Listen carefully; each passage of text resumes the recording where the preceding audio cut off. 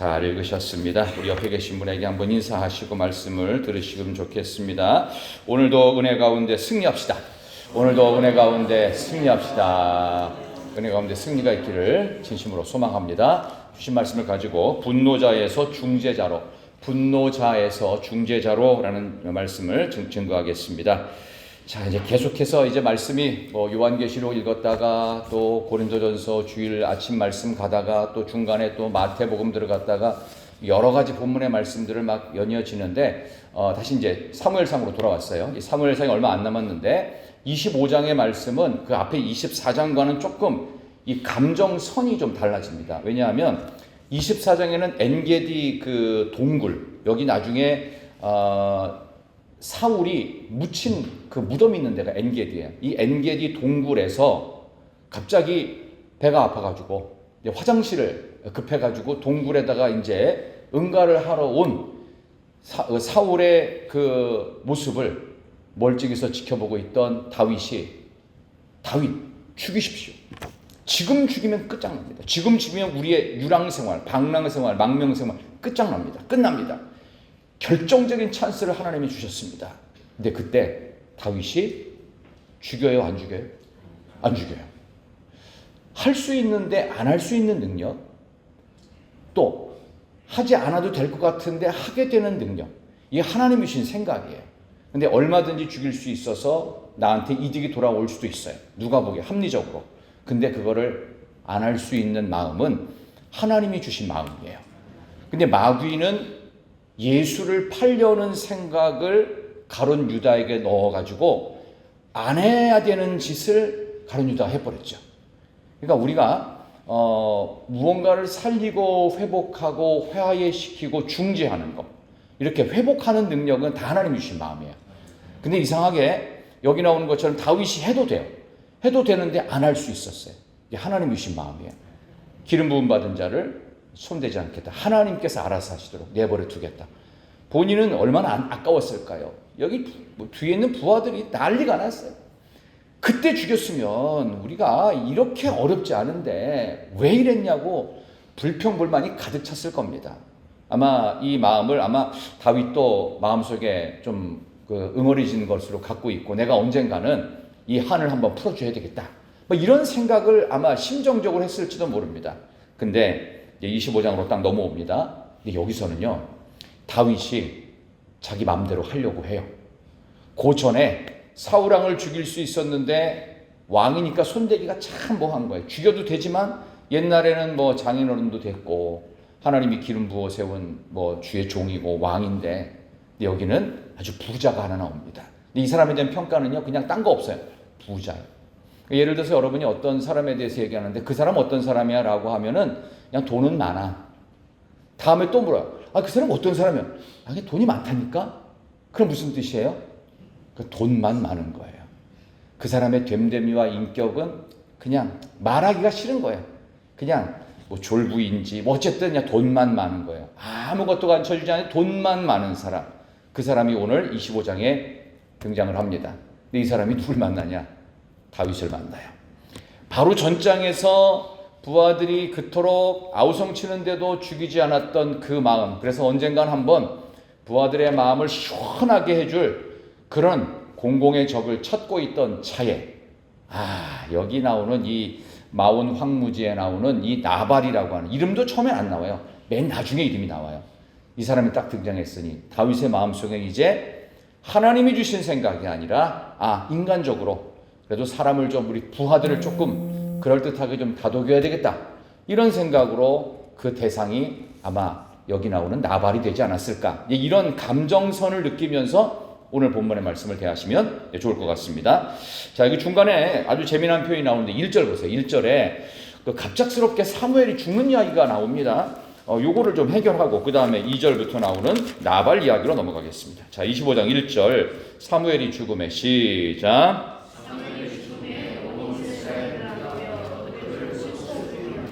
라마 그의 집에서 그를 장사한지라. 다윗이 일어나 바란 광야로 내려가니라. 아멘. 자, 사무엘이 갑자기 죽어요. 이렇게 엉뚱하게 갑자기 사무엘은 갑자기 왜 죽었을까? 그래서 라마라고 하는 원래 고향에 장사가 됐다. 이 의미는 굉장히 중요한 어떤 가교 역할을 합니다. 그러니까 이제는 사무엘이 할 수 있는 역할이 여기까지예요. 내 역할이 여기면 이걸로 끝나야 돼요. 모세의 역할은 어디였죠? 광야 40년 250만 200여만 명의 사람들을 40년 동안 이끄는 것으로 거기까지였어요. 그 다음에 누구의 시대예요? 여호수아의 시대입니다. 여호수아는 정복전쟁 끝나고 땅 분배하는 것까지가 여호수아의 사명이에요. 그 다음에는 어떻게 돼요? 수많은 사사들이 등장하죠. 그 유명한 삼손 13명의 사사들이 잔뜩 등장했지만 전부 다 왔다 갔다 해요. 죄지었다 돌아왔다 죄지었다 돌아왔다 계속 반복하다가 드디어 나온 사람이 사무엘이란 말이에요. 이 사무엘의 죽음은 마지막 선지자이면서 그가 드디어 왕정 시대를 연결하는 가교 역할. 근데 첫 번째 세운 왕이 사울이란 말이에요. 이 사울의 불완전한 왕국. 하나님께 마음이 없어요. 하나님께 돌아서서 하나님을 거부했던 왕이었어요. 하나님이 세웠는데. 근데 하나님의 원래 그림은 왕정 제도가 아니었죠. 근데 왜 허락했죠? 백성들 때문에 어쩔 수 없이 허용을 했는데 이게 형벌적 허용이라고 말합니다. 왜 형벌이냐? 왕이 세워지면 우리의 딸들은요 어떻게 해요? 왕의 놀이개가 되고 우리의 남자 아들들은 뭐가 되는 거예요? 총알바지가 되는 거예요. 이거를 감수하고서라도 하겠느냐라고 물었어요. 근데 뭐라고 그래요? 하겠답니다. 그래 너희들 뜻대로 하기는 하고 허용을 하되 내 마음은 허용할 수 없다. 그래서 형벌적 허용이에요. 그래 한번 겪어봐라. 이게 얼마나 비극스러운 일인지.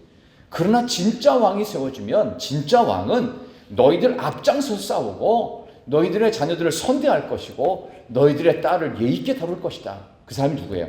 다윗입니다. 바로 이 사울 왕의 불완전한 왕국에서 다윗 왕국 넘어가는 그때까지가 사무엘의 역할이었다고요. 이제 그 역할을 하면서 하나님이 그를 데려가셨다. 이렇게 보시면 되겠고요. 오늘부터 드디어 2절부터 그 유명한 나발이라는 사람이 나옵니다. 이 나발이라는 사람의 이름이 처음부터 언급되지 않은 이유가 있습니다. 그 이름의 뜻이 뭐냐 하면 따라해 보시겠어요? 너무 쉬워요. 바보, 멍충이. 바보, 멍청이란 원래 맞아요. 나발이 원래 그거예요. 근데 우리나라 말 중에 병나발이라는 말 있죠. 병채 들이마시는데 그거하고는 상관없는데 어쨌든 나발이 원래 멍충이, 바보, 어쨌든 바보 같은 사람 이런 거예요. 머리 나쁜 사람, 머리 안 돌아가는 사람. 그래서 하나님이 없다 하는 자를 어리석은 자라고 시편에서 말하잖아요. 그러니까 하나님 없이 사는 제멋대로 사는 세상 모든 사람들은 죄송하지만 다 나발이에요. 그러니까 뭐 그런 의미를 가지시고, 근데 이 나발이라고 하는 게 원래 본명은 아니었을 것 같다라고 성경학자들이 얘기합니다. 왜냐하면 아니 자기 아들한테 멍충이 바보라고 짓는 사람이 있어요, 없어요? 아무리 나쁜 사람이라도 부모가 자녀한테 멍충이 바보라는 이름은 안 짓습니다. 이건 아마 후대에 아마 학자들이 아마 그렇게 기록을 했을 것이다. 뭐 어쨌든 중요한 건 그게 아니고 여기 나발이라고 하는 이 바보 멍텅구리 같은 그 돈만 많은 졸부가 나오고요. 그 다음에 그의 지혜로운 아내인 아비가일이 나옵니다. 이 아비가일이라는 말의 뜻이 되게 특별해요. 하나님이 기쁨이 되신다라는 뜻이에요.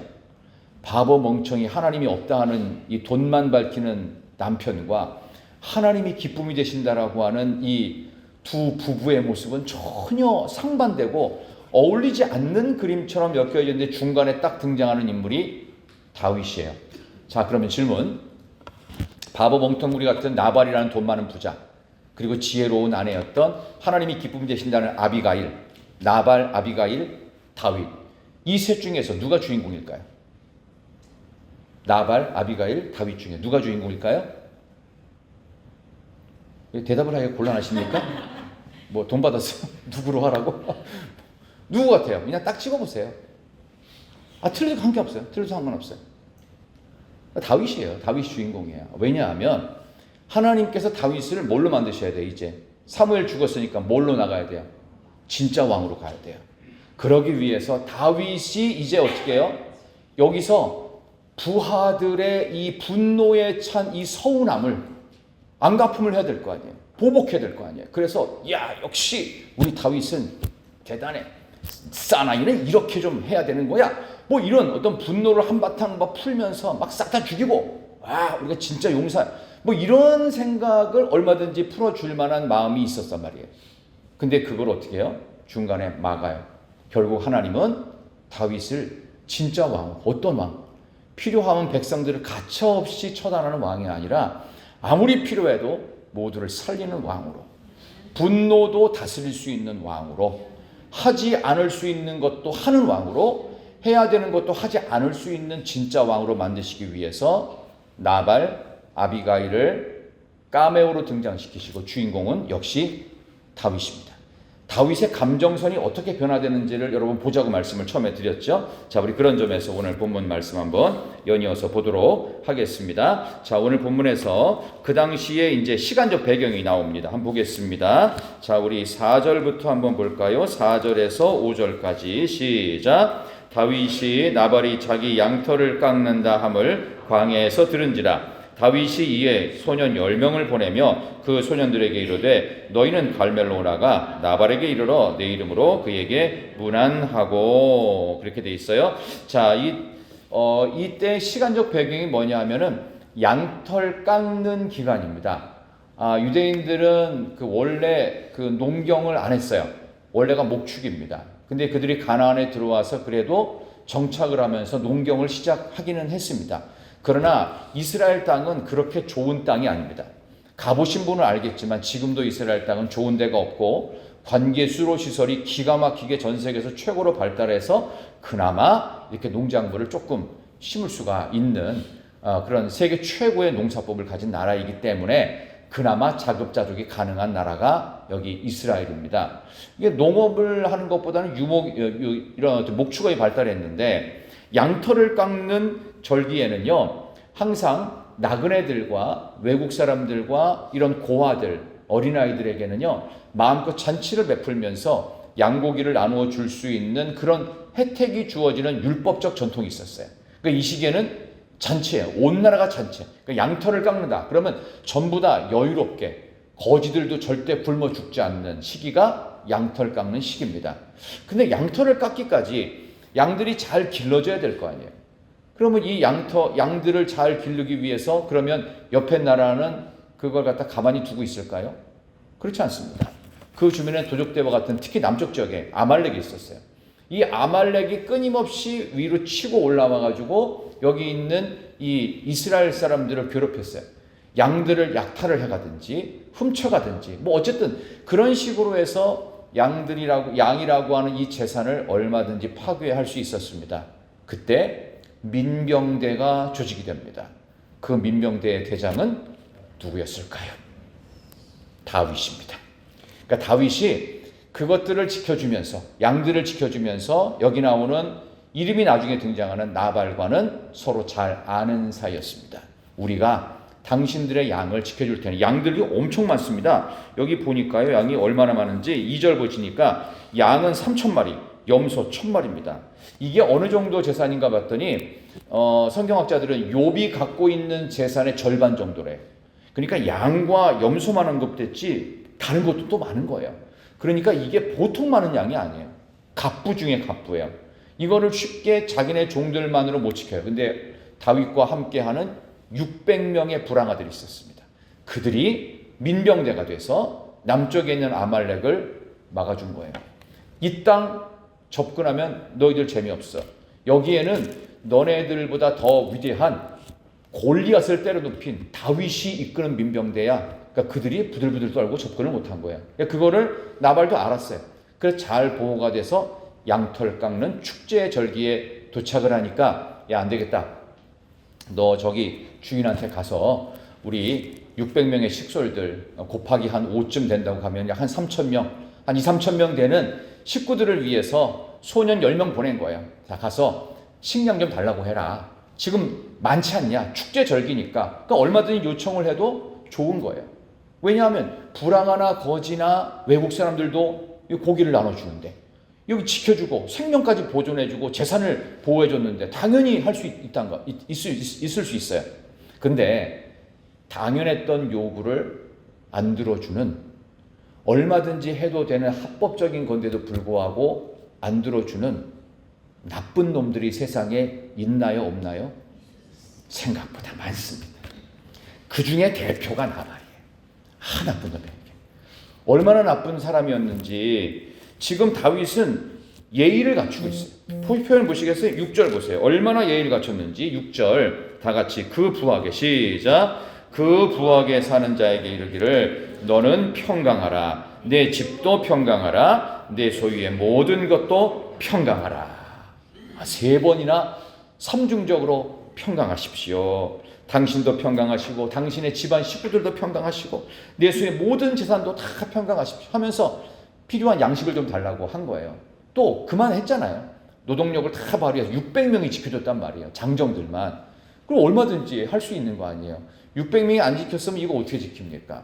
내버려둬도 상관없는데 자율민병대가 돼서 뭐 딴 거 달라는 게 아니라 우리가 먹고 살기만, 먹을 것만 좀 챙겨달라 그랬는데, 여기에 대해서 이 부하게 사는 자 나발이 어떻게 했는지 한번 보겠습니다. 10절과 11절 보세요. 나발의 대답이 이렇게 나옵니다. 자, 10절부터 나발이 시작.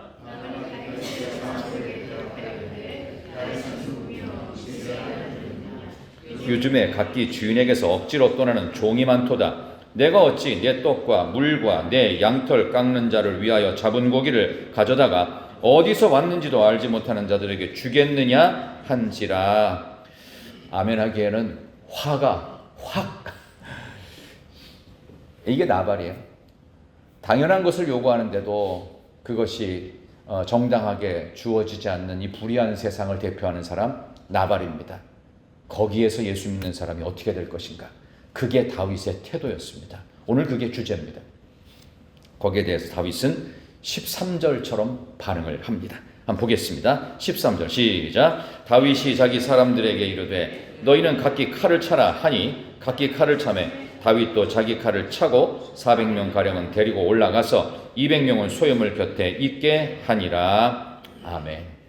야, 이제 무시무시한 전면전을 준비합니다. 400명 완전 군장 차리고 무기로 완벽하게 준비하라. 200명 남겨진 식구들 책임져라. 이제는 400명 데리고 와서 어떻게 해요? 나발 한 사람 죽이려고 전쟁을 선포한 겁니다. 와, 무시무시하죠? 이 400명이 드디어 지난번에 사울 왕의 옷자락만 벤 다윗이 쫄장부가 아니었구나. 드디어 전면전이 벌어지고 이참에 사울의 왕궁도 쳐들어갈 수 있겠다. 막 그런 마음으로 준비했던 거예요. 다윗도 한번 본때를 보여주고 싶었겠죠. 그때 얼마든지 당연히 진행될 이 전쟁의 상황 속에 하나님은 이 분노를 누그러뜨릴 누군가를 보내십니다. 근데 이 누군가가 아주 힘없는 한 여인이었습니다. 그 여인의 등장으로 인하여 다윗의 인생에 위대한 전환점, 이 터닝 포인트가 만들어집니다. 그 사람의 이름은 아까 말씀드린 아비가일입니다.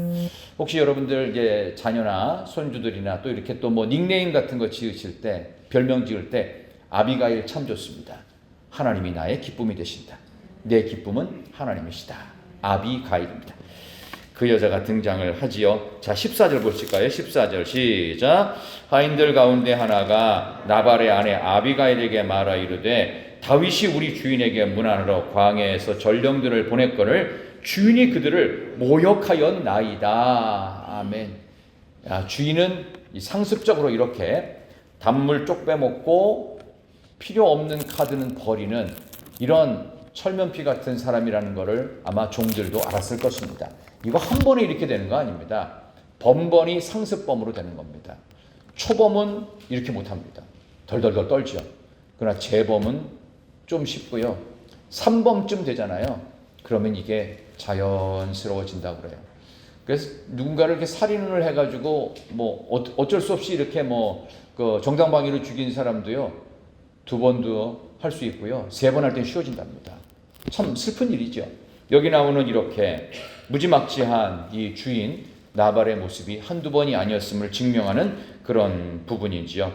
자, 오늘 이 본문의 말씀 보면서 갑작스러운 이렇게 분노를 발했던 다윗이 왜 이때는 하나님이 주신 생각으로, 아니 사울 왕을 죽일 때는 옷자락만 살짝 베고서는 정정당당하고 하나님께서 주신 생각으로 하더니, 아니 이게 생각해 보세요. 본인이 이 왕권을 차지하고 더 이상 망명 생활을 안 해도 되는 이렇게 엄청난 일에는 소극적으로 나가고, 아니 그냥 한 명 죽이는 일에는 왜 이렇게 거국적으로 막 나가는지, 이런 모순의 모습을 보면서 우리가 과연 무엇을 생각해야 될까? 사람은 별것도 아닌 것에 쉽게 화를 낼 수 있습니다. 그러나 엄청나게 큰 것에 화내는 사람은 별로 없어요. 부부싸움을 할 때 뭐 갖고 싸워요? 대한민국의 미래를 갖고 싸우나요? 그렇지 않습니다. 치약을 왜 앞에서부터 짜냐 이거예요. 뒤에서부터 짜야지. 똑바로 짜야 될 거 아니냐. 그거 아닙니까? 아니 그 화장실 변기를 갖다가 사용을 했으면 올려놓든가 닦아야지. 그렇지 않습니까? 별것도 아닌 것 갖고 싸우는 거예요. 겨우 밥 먹는 문제 갖고 싸우는 거예요. 야, 저놈들이 우리한테 밥 안 준댄다. 그거예요. 그래요? 그러면은 지난번에 왕 앞에서는 아무 말도 못했는데 그 밥 안 준다고 가서 싸우는, 이런 모습들이 우리의 사소한 분노를 일으킬 수 있죠. 우리의 실생활도 이렇게 적용될 수 있어요. 자, 어쨌든 그 옛날 그 베이징 올림픽에서 우리 대한민국 야구가 금메달을 딴 적이 있습니다. 그때 미국도 이기고요, 쿠바도 이겼고요, 어쨌든 우리나라가 일본도 이겼습니다. 일본 베스트 멤버 참가했는데, 그때 야구를 할 때 이제 국가 간의 경기고 세계적인 경기니까 당시 요미우리 자이언트의 이승엽이가 그때 선수로 뛰었습니다. 근데 이제 요미우리 자이언트니까 일본 감독이 있을 거 아니에요. 일본 호시노 감독한테 이제 우리나라 기자가 가서 인터뷰를 한 거예요. 예, 감독님, 이번에 일본에서 활약하고 있는 우리 이승엽 선수가 나왔는데 이승엽 선수에 대해서 어떻게 생각하십니까? 하면서 일부러 질문했던 거예요. 그러니까 호시노 감독이 뭐라고 한지 아세요? 이승엽이 나는 모릅니다. 죄송합니다. 쪽발이라면 안 되네. 일본에 야비하게 이승엽이를 모른다는 거예요. 얼마나 자존심이 상했겠어요. 모른다고 하니까. 마치 이거 똑같은 거예요. 다윗이 이렇게 밥 먹는 문제 갖고서 자존심이 확 상한다는 건 뭐냐 하면은 자기를 모른다는 거예요.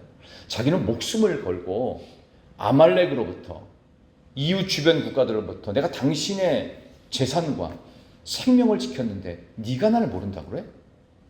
그때 자존심이 확 떨어진 거예요. 그래, 너 한번 당해봐라. 400명 전군 무장해라. 완병 무장해라. 이제 쳐들어간다. 그 사실을 놀랍게도 참 사람이 어떤 일을 벌려가지고 큰 문제를 저지를 때 그 소문이 좀 쉽게 나는 것 같아요. 어떻게 알았는지 귀신같이 정말로 몰래 와가지고 그 여주인에게 알려줘요. 이러다가 이 주인이 진짜 죽을 것 같거든요. 그러니까 아비가일에게 이 소식이 통보가 됩니다. 다윗이 화가 났습니다. 왜냐하면 당신의 주인 알다시피 그에게 모욕을 주었습니다. 옛날에 누구한테 그러더니 또 모욕을 또 주네요. 어떡합니까? 당신 주인만 죽는 게 아니라 우리도 다 죽게 생겼습니다. 저들은 600명입니다. 그리고 게다가 골리앗을 죽인 다윗 아닙니까? 우리는 그냥 한순간에 다 죽습니다. 우리의 양이고 식구들이고 다 죽을 수 있습니다. 빨리 좀 해결해 주십시오. 근데 아비가일은 지혜로운 여인이라는 것을 그 사원들도 알고 있었을 것 같아요. 이때 이 아비가일이 정말 지혜로운 여인으로 기가 막히게, 그리고 정확한 시간에 신속 정확하고 지혜롭게 이런 판단을 내려서 움직입니다. 그러니까 그걸 보면서 나중에 쭉 읽어보시면 또 아시겠지만 굉장히 재미있는 본문이 나옵니다. 자, 오늘 이 본문 말씀 가운데에서 그가 중지하는 모습을 잠깐 한번 보도록 하겠습니다. 조금 한 장 넘어가시면서 한번 보도록 하겠습니다. 자, 우리 28절 보세요. 28절 한번 보겠습니다. 28절에 아비가일의 정말 신앙 고백적인, 다윗을 돌린 결정적인 고백이 나옵니다. 자, 28절 주의 여종의 시작.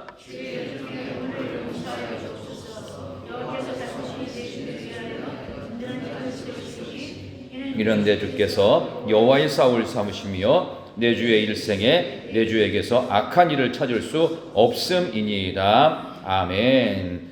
기가 막히잖아요. 왜 기가 막히냐? 주의 여종의 허물을 용서해 달래요. 이게 누구의 허물이에요? 이게 자기 남편의 허물이잖아요. 근데 여종의 허물이라고 하면서 본인이 잘못했다고, 본인이 얼마나 부족하면 이런 일로 인해서 당신에게 분노를 주고 당신을 모욕했겠습니까? 제가 중간에 나서지 못해서 저의 잘못입니다. 여종의 허물을 용서하여 주옵소서. 여호와께서 반드시 내 주를 위하여 든든한 집을 세우실 겁니다. 그러면서 보세요.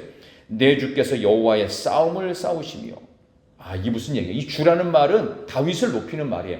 이 내 주라는 표현이요, 24절부터 31절까지 27번 등장합니다. 내주. 예, 세봤어요. 다윗을 진짜 인생의 주인으로 모시는 하나님의 나라의 왕이 되도록 이미 아비가일은 밑밥을 깔듯이 계속 말해요. 이 사람은 이 나라의 왕이 될 것이다.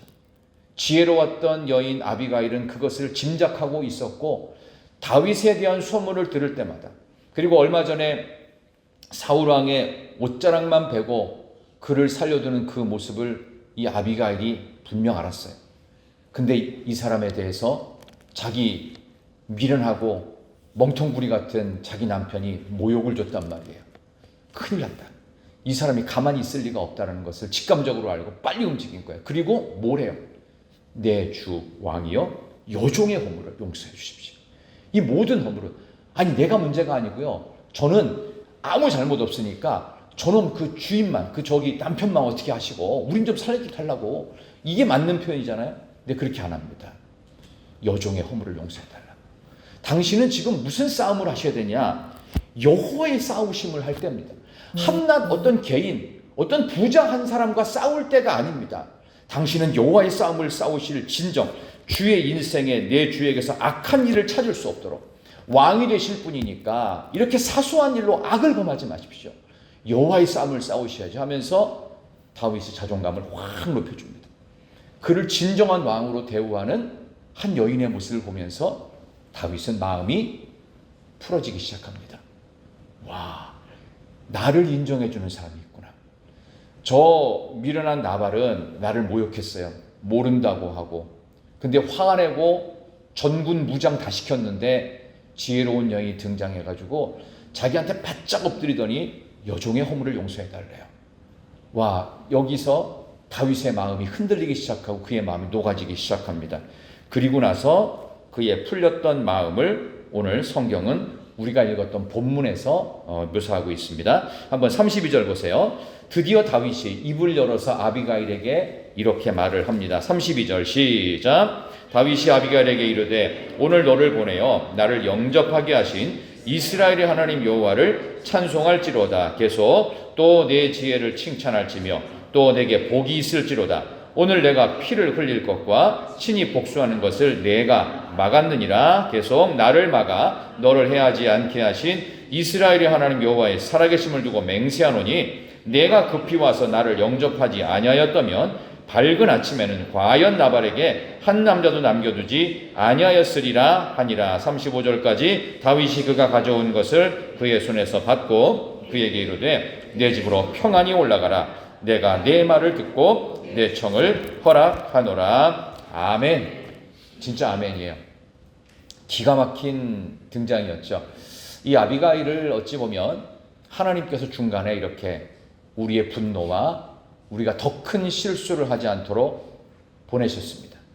그 하나님의 음성을 들을 수 있는, 이게 하나님의 음성이라고 들을 수 있었던, 깨달았던 다윗도 진정한 왕이 되어가고 있습니다. 전군무장 해제하라. 뭐라고요? 안 했을까요? 400명이? 아니 이제 나가서 당장 저놈들을 어떻게 해야 되는데, 아니 싹 다 쓸어오면 되는데, 우리끼리 한번 나라 만들면 되는데, 아니다. 멈춰라. 다 분장 풀어라. 내가 저 여인의 모습을 보고서 다 용서했다. 아니 이런 또 한 번의 어처구니 없는 일이 다윗의 무리에게는 또 일어나고 또 피난살이를 하게 됩니다. 망명살이하고 또 도망갑니다. 도망가도 피난살이를 해도 하나님의 뜻을 깨우쳐준 그 여인의 모습이 얼마나 귀한지를 드디어 몸과 마음으로 다 느끼기 시작합니다. 그리고 나서 일어났던 일들은 또 여러분들이 이 성경 본문을 아신다면 충분히 확인할 수 있을 텐데요. 36절, 37절 한번 볼까요? 36, 37절 아비가일이 시작. 아비가일이 나발에게로 돌아오니 그가 왕의 잔치와 같은 잔치를 그의 집에 배설하고 크게 취하여 마음이 기뻐하므로 아비가일이 밝는 아침까지는 아무 말도 하지 아니하다가 아침에 나발이 포도주에서 깬 후에 그의 아내가 그에게 이 일을 말하매 그가 낙담하여 몸이 돌과 같이 되었더니 38절 한 열흘 후에 여호와께서 나발을 치심에 그가 죽으니라. 아멘. 다윗은 손에 피를 묻히지 않았습니다. 이 놀라운 사실, 엄청난 사실 앞에 이 나발은 술이 깬 후에 이런 전쟁 같은 이 하룻밤의 시간들을 부인이 가서 목숨을 걸고 그랬는데도 불구하고 이 밤에 뭐 했어요? 나발이 술 파티 벌이고 있었어요. 너무나 취해서 도대체 말도 알아들을 수 없는 지경이 되니까 그 다음날 아침에 지혜롭게 말을 했어요. 이만해서. 근데 이 나발은 돌이킬 수가 없는 거예요. 낙담하고서 진짜 죽이러 올지도 모르겠다. 저들이 가만히 있는 게 더 무서운 거예요. 그래서 여러분들 집에 가셨는데 그 부부끼리 인사를 하는데 대답을 안 해요. 남편이 이제 집에 들어갔습니다. 근데 여보 나왔어 하는데 부인이 대답을 안 해요. 남자분들 무서워요 안 무서워요? 불길해요. 조짐이 안 좋아. 마치 이것처럼 공격을 해와야 되고 뭔가 준비를 할 것 같은데 계속 안 해요. 더욱 무서운 거예요. 부인의 그 말하고 부인은 더 이상 말을 하지 않습니다. 왜? 필요한 말만 딱 해요. 지혜로운 여인의 말 속에 그는 낙담을 했고 하나님께 돌아오지를 못하죠. 어리석은 자니까, 멍청이니까, 바보니까, 하나님이 없다 하는 자는 어리석은 사람이니까. 그리고 나서 스스로 이 낙담 속에 죽습니다. 하나님이 다 해결하신 것입니다. 그들에게 있어서는 참으로 놀라운 반전의 역사 속에 다윗은 이후에도 이제 도망자로 계속 한동안 살아가지만 하나님께서는 그렇게 왕으로 가는 길에 피묻히지 말고 할 수 있는 것도 안 할 수 있는 용기, 하지 말아야 되는 것도 용기를 내야 되는 상황들, 왕으로서 그의 인품을 만들어 가시고 있습니다. 그리고 나서 이제 나중에 이제 보면은 끝부분까지 이제 나머지 39절부터 이제 44절 보면은 이런 상황에서 아비가일은 남편이 죽었기 때문에 유대인의 율법에 보면 남편이 없는 아내 같은 경우에는 이 여자의 이 사회적 안전망이 사라집니다. 그래서 뭐 이 여자가 뭐 이뻐서 아비가일을 다 데려가서 부인 삼았다 뭐 이런 얘기가 있는데 여기에 대한 다윗은 책임을 진 거예요. 지금하고는 달라요. 지금의 사회부장 제도가 없기 때문에 이렇게 그 남편이 죽은 경우에 게다가 이게 이 남자가 멍청한 사람이잖아요. 그러니까 이런 상황에서 자기 부인을 위해서 뭔가를 해놨을 리가 없어요. 그러니까 일부러 이 여자를 데려갑니다. 근데 뭘로 데려가야 돼요? 총으로 데려갈 수 없잖아요. 너무나 지혜로운 하나님의 뜻을 깨우쳐준 여인이었기 때문에 부인으로 데려갑니다. 그녀의 생명도 살려줄 뿐만 아니라 이렇게 좋은 부인의 말은 두고 들으면 하나님의 뜻을 깨달을 수 있겠다. 그래서 이제 데려간 이제 그런 고대 사회의 왕정시대의 상황이라고 볼 수가 있겠습니다. 자, 오늘 본문의 말씀을 이제 좀 정리하겠습니다. 우리의 아비가일이 있습니다. 우리에게 이렇게 하나님의 뜻을 깨우쳐 줄 만한 좋은 친구들, 또 좋은 사람들이 있어야 될 것입니다. 저는 여러분에게 이런 아비가일처럼 하나님의 뜻을 잘 전달할 수 있고 하나님의 마음을 대언하면서 하나님께서 여러분을 분노자에서 중재자로, 화해하는 자로 만들 수 있도록 그런 메시지를 전할 책임이 있고, 여러분들은 그런 말씀을 들으시고 세상 속에 나가서 얼마든지 분노자를 화해자로, 중재자로 만들어야 될 책임도 있습니다. 나 스스로도 그렇다고 볼 수 있습니다. 유진 피터슨 목사님 같은 경우는 이 부분을 이렇게 해석했어요. 아비가일은 주연도 아니고 조연도 아니지만 다윗이 그녀를 만남을 통해서 다윗의 마음이 완전히 회복되었다. 아비가일이란 하나님의 일반 은총의 영역이었고 하나님 만드신 원천적 아름다움이었다. 이렇게 얘기합니다. 이 중에서 이제 좀 어려운 말이지만 두 번째 부분만 말씀을 드린다면, 여성 건강 심리학자들의 연구에 의하면요, 여성 건강 심리학자들의 연구에 의하면 잘못된 선입견에 의해서 뭔가 이상한 회로가 마음속에 만들어진답니다. 그러니까 이상한 회로가 마음속에 만들어지는데, 선입견에 의해서 만들어지는데, 그 회로가 뭐냐면 스트레스는 나쁜 거야. 스트레스를 받으면 안 돼 라는 강박관념이 생긴대요. 그래서 할 것도 못한답니다. 해야 되는데, 이걸 이겨내고 해야 되는데 못한답니다. 근데 이거를 떨쳐버리고 적당한 긴장감과 스트레스를 오히려 즐길 수 있는 더욱 건강한 에너지가 필요하대요. 그게 뭐냐면 좋은 말이랍니다. 그래서 정말 함께 오래도록 살아가는 부부는 어떤 부부냐? 말을 예쁘게 해야 돼요. 말을. 그러니까 사람들이 왜 이혼을 할 때 성격 차이로 헤어진다고 하잖아요. 성격 차이가 아니고요, 말이 안 통해서 헤어진다는 거예요. 말이 안 통해서. 뭐 무슨 불륜도 있고 뭐도 있고 뭐 폭력도 있고 뭐 있는데 이거는 부수적이고 근본은 뭐냐? 성격 차이. 말이 안 통해서. 그러니까 말이 통하려면 어떻게 돼요? 말을 좋게 해야 돼요. 말을 예쁘게 해야 돼요. 말을 순화시켜서 해야 돼요. 험한 말들을 함부로 하는 것을 사나이답다라고 착각하지 마십시오. 이거는 나발 같은 거예요. 나발 같은 거. 함부로 사람을 모욕을 주거나 그래서는 안 된다. 그런 점에서 하나님이 만들어주신 원천적인 아름다움은 좋은 말에 있습니다.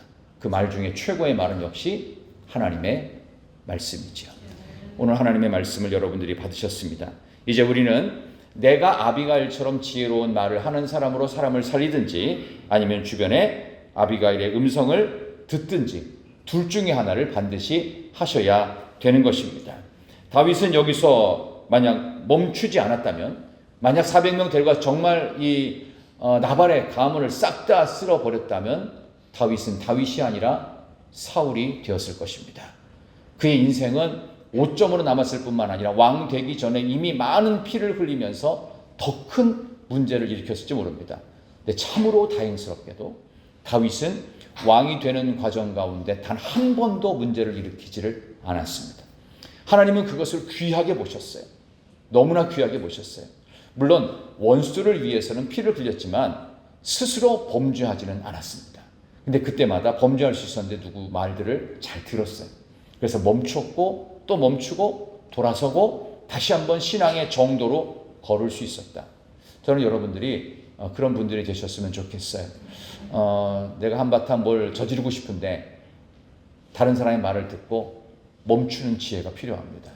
내가 한바탕 뭘 한번 이참에 해야 되는데 잠깐 멈춰서서 하나님이 이걸 좋아하실까? 내가 이거 하면 나는 기분이 풀릴 수 있지만 내가 나중에도 괜찮을까? 한 번씩은 생각해 보며 이럴 때 주님이시라면 어떻게 하실까? 예수님이라면 이럴 때 어떻게 말하고 예수님이라면 이럴 때 어떻게 행동할까? 한번 생각해 본다면 하나님이 주신 생각으로 할 수 있는 것도 오늘 분노를 내면서 얼마든지 해도 되지만 안 하면서 후일을 더 크게 기약할 수 있는 다윗의 모습, 여러분 모두에게 저는 아빌가일 같은 친구들이 많아지시기를 진정 소망합니다. 주님의 음성이 여러분에게 들릴 때마다, 말씀이 들릴 때마다 하나님 나를 복되게 하실, 더욱 잘되게 하실 아비가일의 음성으로 듣겠습니다. 우리 그런 마음으로 우리 찬송 주의 음성을 내가 들으니 사랑한다는 말일세, 우리 가사의 의미를 생각하시면서 540장 힘차게 부르겠습니다.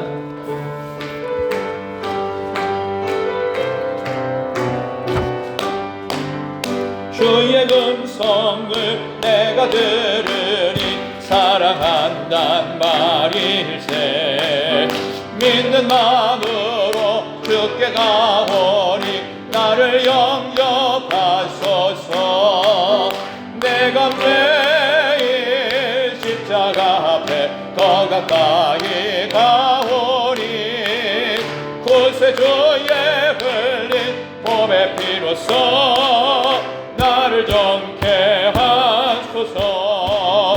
주여 넓으신 은혜 베푸사 나를 받아주시고 나의 품은 뜻 주의 뜻같이 되게 하여 주소. 내가 매일 십자가 앞에 더 가까이 가오니 구세주의 흘린 몸의 피로써 나를 정케 하소서.